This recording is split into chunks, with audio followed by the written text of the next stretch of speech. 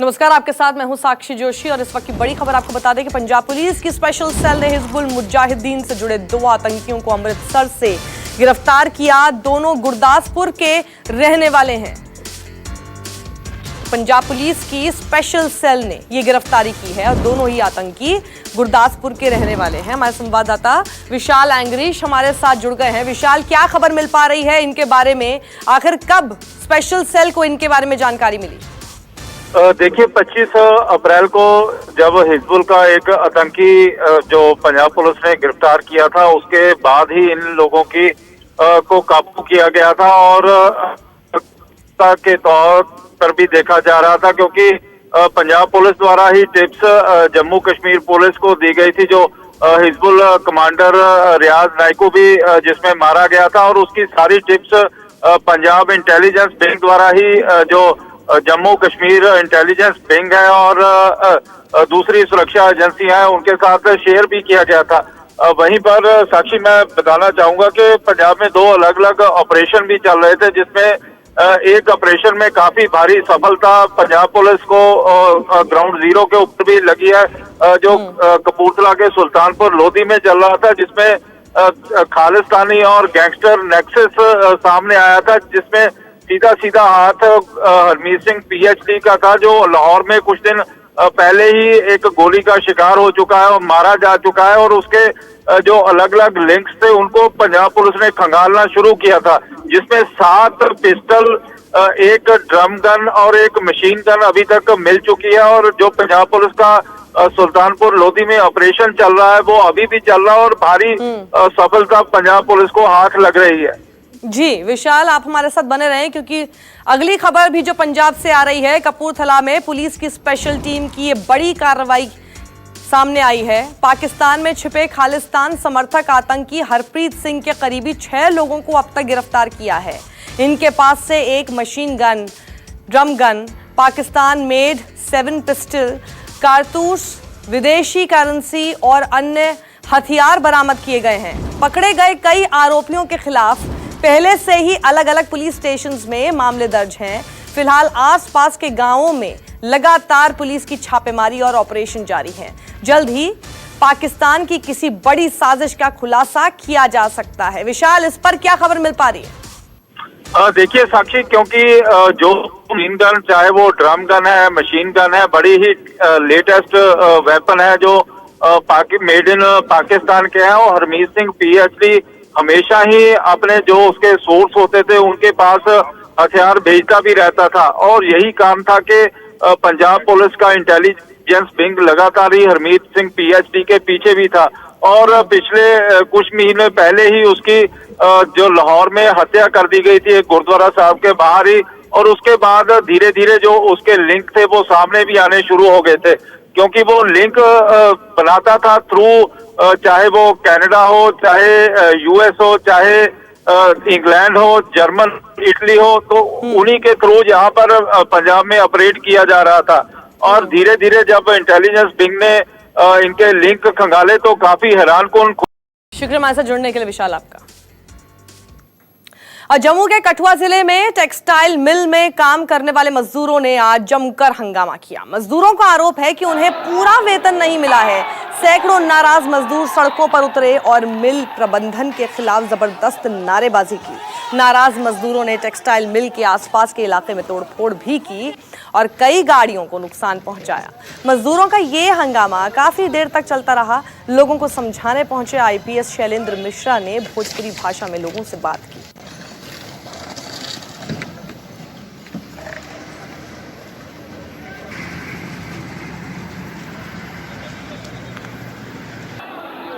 कर रहे हो ना आप लोग, ये क्या कर रहे हो मैं बताता हूँ। अपनी माँ को पीटता है ना, माँ को, ये वही काम आप कर रहे हो। जो आपको खाना खिलाती है मिल ना, उसको तोड़ रहे हो, जिसके वजह से आप पल पस रहे हो ना, उसी को तोड़ रहे हो, माँ को मार रहे हो। ये काम मत करो, शर्मिंदा, ये बहुत ही गंदा काम है। अगर सुप्रीम कोर्ट ही कह दे हमने कहे कि पूरा पेमेंट करे के बाद हमने कहे 24 घंटे के अंदर अंदर कंप्लीट पेमेंट कर देंगे।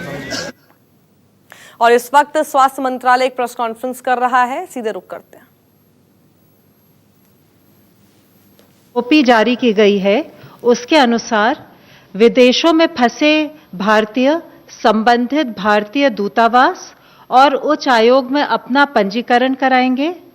गर्भवती महिलाएं, छात्र, वीजा अवधि समाप्त होने वाले व्यक्ति, मेडिकल इमरजेंसी केसेस इत्यादि को यात्रा में प्राथमिकता दी जाएगी। बोर्डिंग से पहले यात्रियों की स्क्रीनिंग की जाएगी। केवल एसिम्प्टोमेटिक यात्रियों को ही यात्रा की अनुमति होगी।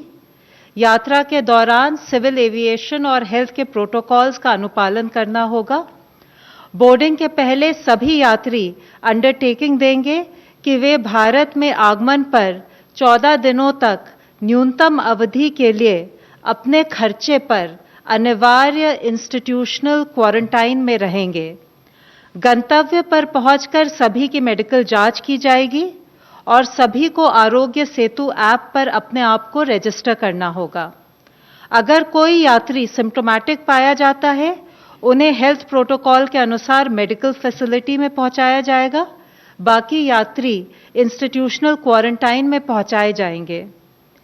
14 दिन के इंस्टीट्यूशनल क्वारंटाइन के बाद इनका दोबारा कोविड टेस्ट किया जाएगा और स्वास्थ्य प्रोटोकॉल के अनुसार अग्रिम कार्यवाही की जाएगी।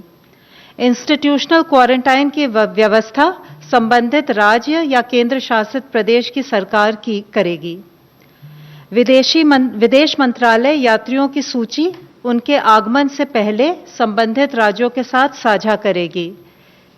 इसी प्रकार से बहुत से विदेशी ग्रीन कार्ड या ओसीआई कार्ड होल्डर्स और भारतीय जो विभिन्न कारणों से विदेश जाना चाहते हैं, उनके लिए भी यात्रा की व्यवस्था की गई है, बशर्ते गंतव्य वाला देश इन्हें अपने यहाँ प्रवेश की अनुमति दे।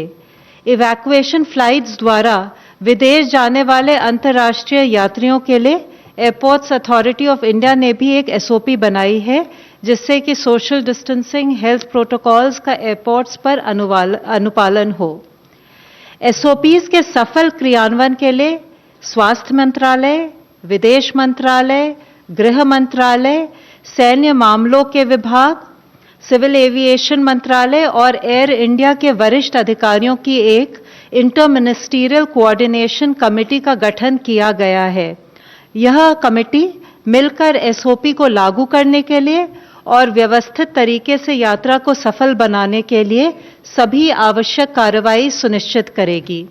कमेटी संबंधित राज्य सरकारों के साथ विदेश से आने और जाने वाले व्यक्तियों की यात्रा की व्यवस्था के लिए समन्वय करेगी। इस क्रम में नौसेना का जहाज आईएनएस जलश्वा मालदीव्स पहुंच गया है और वहां से लगभग 700 यात्रियों के साथ, जिनमें बच्चे और महिलाएं शामिल हैं, आज रवाना होगा। यह अनुमान है कि 10 मई की रात तक यह कोची पहुंचेगा। कल अबू धाबी से कोची और दुबई से कोझिकोड के लिए फ्लाइट्स लगभग 354 यात्रियों को लेकर पहुंच चुकी हैं। आज सिंगापुर से दिल्ली की फ्लाइट भी 250 से अधिक यात्रियों के साथ पहुंच गई है। 5 और फ्लाइट्स आज पहुंचेंगी। जो ओसीआई कार्ड होल्डर्स और विदेशी भारत में लॉकडाउन की वजह से फंसे हुए हैं, उनके वीजा सुविधा और कॉन्सुलर सेवाओं के संदर्भ में कई महत्वपूर्ण निर्णय लिए गए हैं। चूंकि लॉकडाउन में अंतर्राष्ट्रीय हवाई यात्रा की अनुमति नहीं है, इस अवधि के लिए ओसीआई कार्ड धारक की multiple entry life long visa सुविधा को स्थगित किया गया है। परंतु ओसीआई कार्ड धारक जो पहले से ही भारत में हैं, उनका ओसीआई कार्ड किसी भी अवधि तक भारत में रहने के लिए वैध होगा। प्रतिबंध के दौरान अगर ओसीआई कार्ड धारक बहुत आवश्यक कारणों से भारत की यात्रा करना चाहें, तो वे भारतीय मिशन से वीजा के लिए संपर्क कर सकते हैं। जिन विदेशी नागरिकों का वीजा एक्सपायर हो रहा है, उनके ऑनलाइन आवेदन पर उनके वीजा को ग्रेटिस आधार पर, यानी बिना शुल्क लिए एक्सटेंड किया जाएगा। ये सुविधा रेगुलर या ई वीजा दोनों के लिए उपलब्ध है। इस एक्सटेंशन पर ओवरस्टे की पेनल्टी नहीं लगेगी। भारत द्वारा अंतर्राष्ट्रीय हवाई यात्रा पर प्रतिबंध हटाने के 30 दिनों की अवधि तक यह वैलिड होगा। मैं फिर से सबसे अनुरोध करूंगी कि यात्रा के दौरान सार्वजनिक स्थानों पर, कार्यस्थलों पर हम राष्ट्रीय निर्देश, सोशल डिस्टेंसिंग और हेल्थ प्रोटोकॉल्स का पूर्ण रूप से अनुपालन करें, जिससे कि कोविड-19 संक्रमण से हम अपना और औरों का बचाव कर सकें। धन्यवाद। धन्यवाद। स्वास्थ्य मंत्रालय के प्रतिनिधि प्लीज। देश में अब तक 16,540 पीपल कोविड-19 से क्योर हो चुके हैं और total 37,916 cases active medical supervision में हैं। पिछले 24 घंटे में अगर हम देखें तो पाते हैं कि कंफर्म केसेस की संख्या में 3,390 केसेस का इंक्रीज नोट किया है, पर साथ ही 1,273 पेशेंट्स क्योर भी हुए हैं। इस तरीके से हम देखते हैं कि क्योर पेशेंट की संख्या में लगातार वृद्धि हो रही है, जो कि एक पॉजिटिव न्यूज़ है। हमारी रिकवरी परसेंटेज देखें तो वह अभी 29.36% हो चुकी है, यानी कि अब तक हॉस्पिटलाइज हुए पेशेंट में से लगभग हर 3 में से 1 पेशेंट रिकवर क्योर हो चुका है और यह रिकवरी रेट, जैसे कि हम बताते रहे हैं, लगातार बढ़ रहा है।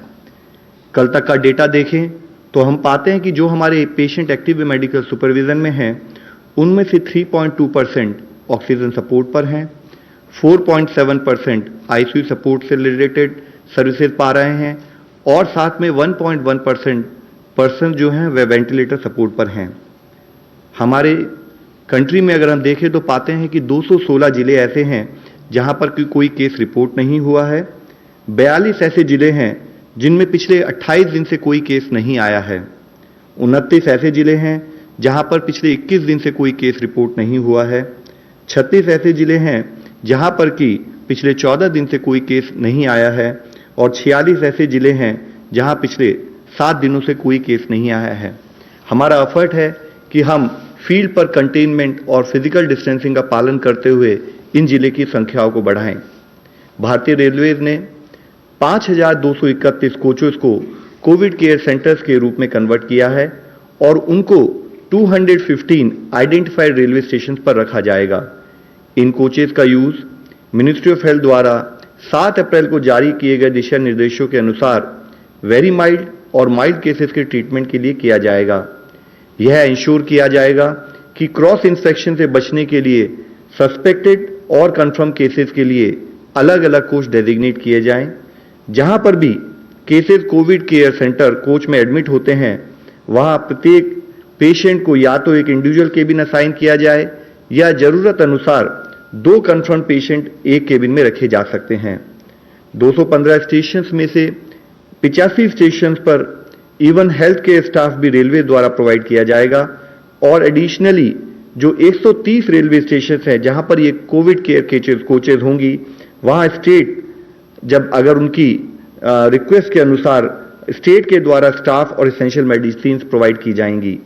रेलवेज ने 2,500 डॉक्टर्स और 35,000 पैरामेडिक्स को भी कोविड-19 मैनेजमेंट के लिए डिप्लॉय किया है।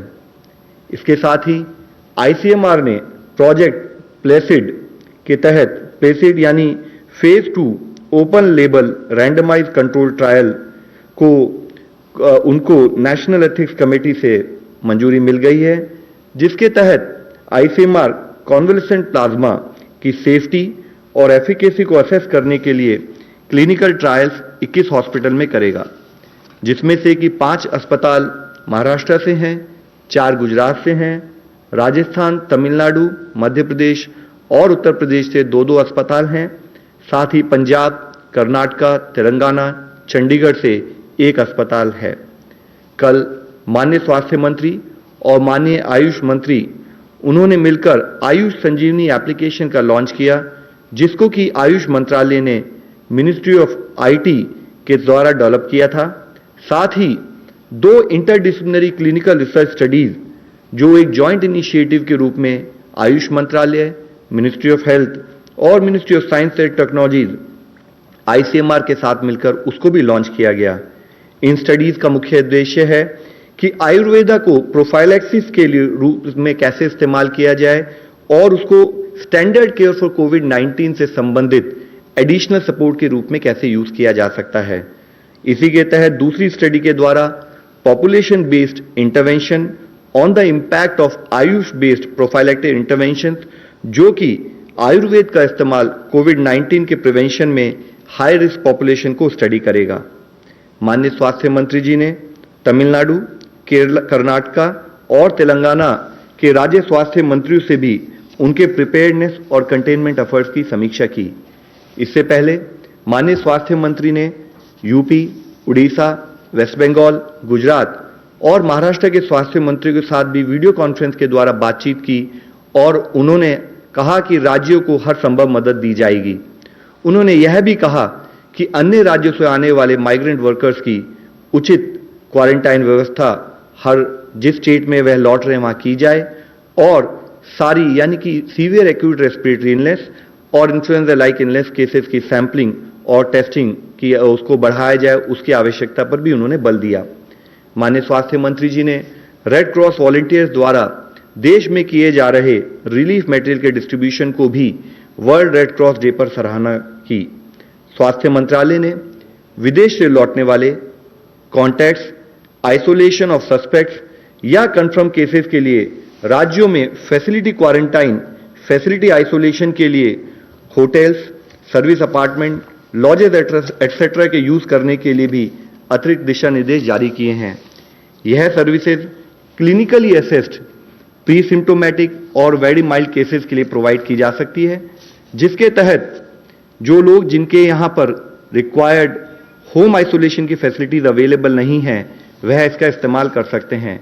लेकिन इसके लिए जरूरी है कि जो भी ये होटल हों उनमें इन हाउस फैसिलिटी हो एक ट्रेन डॉक्टर और नर्स की, और जो उन सस्पेक्ट और कॉन्टैक्ट केसेस को वहां पर रेगुलरली मॉनिटर करें, साथ में डिस्ट्रिक्ट सर्विलेंस ऑफिसर के टच में रहते हुए उनकी हेल्थ स्टेटस के बारे में रेगुलरली बताते रहें। एक लैब से उनका प्रॉपर टाई अप होना चाहिए। साथ ही वाईफाई फैसिलिटी के द्वारा आरोग्य सेतु एप्लीकेशन का इस्तेमाल उन पर्टिकुलर सस्पेक्ट और पेशेंट कंफर्म केसेस द्वारा किया जाना चाहिए। जो भी लिनन, टॉवल या जो भी रूम का इस्तेमाल हो उसको रेगुलरली डिसइंफेक्ट किया जाए और सारी infection prevention and control guidelines का फॉलोअप किया जाए। इसके साथ ही जब माइग्रेंट वर्कर्स अपने रेस्पेक्टिव स्टेट्स में वापस लौट रहे हैं, इस बात पर एम्फेसिस होना बहुत जरूरी है कि मूवमेंट के दौरान उनको इन्फेक्शन प्रिवेंशन मैनेजमेंट से संबंधित सभी प्रिकॉशंस का फॉलोअप हो, जैसे कि ऑर्गेनाइज किया गया हो, वह चाहे होम क्वारंटाइन हो या फैसिलिटी क्वारंटाइन हो, सभी नियमों का पालन किया जाए। यह कार्य करते समय माइग्रेंट वर्कर्स, उनसे हमारी रिक्वेस्ट है कि वह समझें कि जो भी एफर्ट्स किए जा रहे हैं वह उनकी, उनके परिजनों की तथा उनके शहर और उनके गांव की रक्षा के लिए हैं।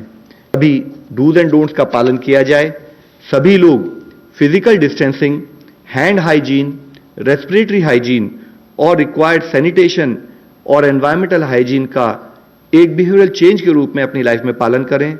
वह क्वारंटाइन की गाइडलाइंस का अमल करें और अपने लोकल एडमिनिस्ट्रेशन का सपोर्ट करें। धन्यवाद।